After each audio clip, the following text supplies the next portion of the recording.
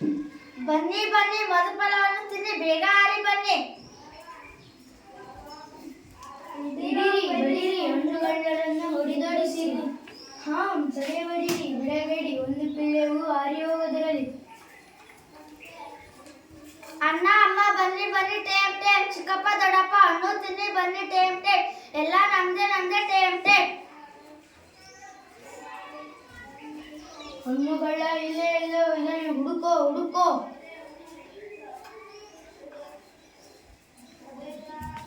Time time ಬನ್ನಿ ಬನ್ನಿ.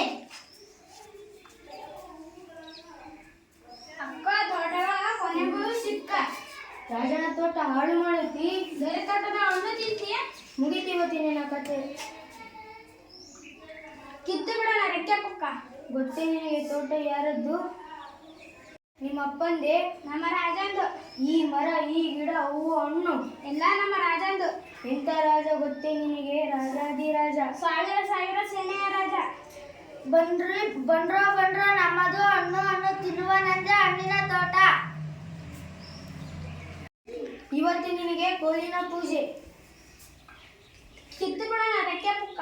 ಮೂರ್ಖರ ಮೂರ್ಖ ಗಿಳಿಯಪ್ಪ. ಎಡ್ಡರ ಎಡ್ಡ ತುಡುಗಪ್ಪ. ಮುಗಿತು ಇವತ್ತು ನಿನ್ನ ಕತೆ. ತಿನ್ನೋದು ನಿಲ್ಸೋ ಗಿಳಿಪಿಳ್ಳ. ಗೊತ್ತೇ ನಿನಗೆ ತೋಟ ಯಾರದ್ದು? ನಮ್ಮ ತಾತಂದೆ. ನಿಮ್ಮಪ್ಪಂದೆ. ನಮ್ಮ ರಾಜಂದು.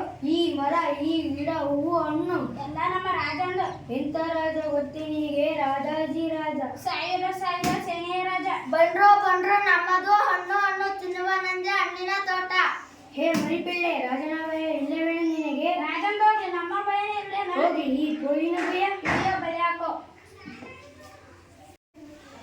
ಸವಾದಾನ ಸವಾದಾನ ಮಹಾಕರುಣಾಳು ಕಲಾಂಬಿಕ ಕೃಪಾಳು ಗಿಡಮರದಯಾಳು ವಿದ್ಯಾವಂತ ಪ್ರಜ್ಞಾವಧಾನಿ ಕಡಕಡಕು ವಿದ್ಯಾದಾನಿ ಮಹಾವಾಚಾಳಪುರದೀಶ್ವರ ರಾಜಾಧಿರಾಜ ರಾಜಮಾತಾಂಡರು ದಯಮಾಡಿಸುತ್ತಿದ್ದಾರೆ. ಗೋಪಾಲ ಟೇಮ್ ಟೇಮ್. ಏನು ಒದರುತ್ತಿದೆ ಇದು? ಟೇಮ್ ಟೇಮ್. ಇದು ಯಾವ ಭಾಷೆ ಮಾತಾಡ್ತಾ ಇದೆ? ಇದು ಪ್ರಾಕೃತಿಕ ಭಾಷೆ, ಪಿಚಾಶ ಭಾಷೆ. Time time. ಮಂತ್ರಿ, ಏನಿದರ ಅರ್ಥ? Time time. ರಾಜಾಧಿರಾಜ, ಇದೊಂದು ಗಿಳಿಮರಿ ಕಾಡು ಜಾತಿ ಅನಾಗರಿಕ ವಸಂತ ಕಾಲಕ್ಕೆ ಮರ ಹತ್ತಿ ರಾಜ ತೋಟಕ್ಕೆ ನುಗ್ಗಿ ಹಣ್ಣು ಹಂಪಲುಗಳನ್ನು ನಾಶಪಡಿಸಿದೆ. ಇದಕ್ಕೆ ಮಾತು ಬರುತ್ತದೆಯೇ? ಇಲ್ಲ. ಇದಕ್ಕೆ ಹಾಡು ಬರುತ್ತದೆಯೇ? ಇಲ್ಲ. ಇದಕ್ಕೆ ನೃತ್ಯ ಬರುತ್ತದೆಯೇ? ಇಲ್ಲ. ಇದಕ್ಕೆ ಓದಲು ಬರುತ್ತದೆಯೇ? ಇಲ್ಲ. ಇದಕ್ಕೆ ಬರೆಯಲು ಬರುತ್ತದೆಯೇ? ಇಲ್ಲ. ತರ್ಕಶಾಸ್ತ್ರ, ಪುರಾಣ, ವ್ಯಾಕರಣ ಯಾವುದೂ ಬರೋದಿಲ್ಲ. ಏನು ಬರುತ್ತದೆ? ಜೀವನವೆಲ್ಲ ಏನು ಮಾಡುತ್ತದೆ? Time time. ಮಹಾಪ್ರಭು ಈಗಲೇ ಅರಣ್ಯವಾಸಿ ನಿರಕ್ಷ ಕುಕ್ಷಿ. ತೀರ ಅಸಂಸ್ಕೃತ ಸಂಗೀತವಿಲ್ಲ, ನೃತ್ಯವಿಲ್ಲ, ಗದ್ದ ಪದ್ಯದ ಭೇದ ಗೊತ್ತಿಲ್ಲ. ಒಂದೆರಡರ ಮಗಿ ಕೂಡ ಬರೋದಿಲ್ಲ. ಇದಕ್ಕೆ ಬರೋದು ಒಂದೇ, ಗಿಡಮರ ಹತ್ತಿ ಕೊಂಬೆ ಮುರಿದು ಹಣ್ಣು ತಿನ್ನೋದು, ಉದಿಸೋದು ಆಮೇಲೆ. ಟೇಮ್ ಟೇಮ್. ಆಗೋಣದು. ಪಾಪ. ಟೇಮ್ ಟೇಮ್. ಚೀ.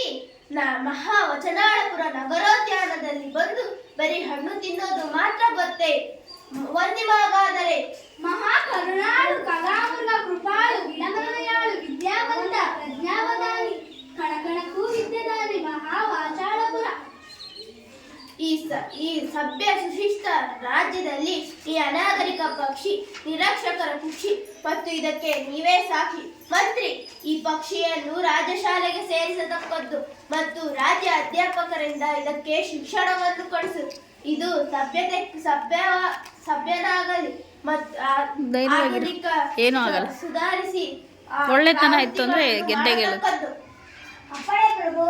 ಇದು ಕಾಡುತನ ಬರೆಯಲಿ, ಓದು ಬರಹ ಕಲಿಯಲಿ ಮತ್ತು ಸಭ್ಯತೆ ಕಲಿಯಲಿ. ತಾನು ಸಭ್ಯವನಾಗಿ ಕಾಡಿನಲ್ಲಿ ಉಳಿದ ಎಲ್ಲಾ ಪಕ್ಷಿಗಳಿಗೂ ಸಭ್ಯತೆಯನ್ನು ಕಲಿಸಲಿ. ಅಪ್ಪಣೆ ಪ್ರಭು. ಮಹಾರಾಜ, ರಾಜಮಾವ, ನನ್ನದೊಂದು ನಮ್ರ ನಿವೇದನೆ. ಇದನ್ನು ರಾಜಶಾಲೆಗೆ ಸೇರಿಸುವ ಮೊದಲು ಇದರ ಒಂದು ಮುಖ್ಯ ತಥ್ಯವನ್ನು ಕಂಡುಹಿಡಿಯಬೇಕು.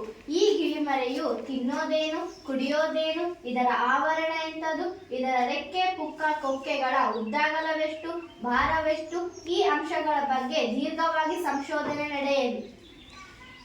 ಪ್ರಭು ಯುವರಾಜ ಹಳೆಯ ದೇವರು ಮಹಾ ಪ್ರತಿಭಾಶಾಲಿಗಳು, ದೇಶಕೋಶ ಸುತ್ತಿ ಬಂದವರು, ವಿದೇಶಗಳಿಂದ ಪದವಿಗಳನ್ನು ಹೊತ್ತು ತಂದವರು, ಕಾಂಬೋಜ ದೇಶದಲ್ಲಿ ಪ್ರಾಣಿಶಾಸ್ತ್ರ ಪಕ್ಷಿಶಾಸ್ತ್ರ ಪಾರಂಗತರಾದವರು, ಸಾಧ್ಯ ನಿರೋಧಿಗಳು.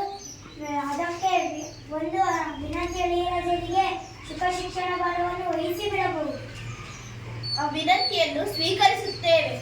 ಅಳಿಯ ರಾಜ, ಇಂದಿನಿಂದ ನೀನು ಶುಭ ಶಿಕ್ಷಣದ ಮಂತ್ರಿ.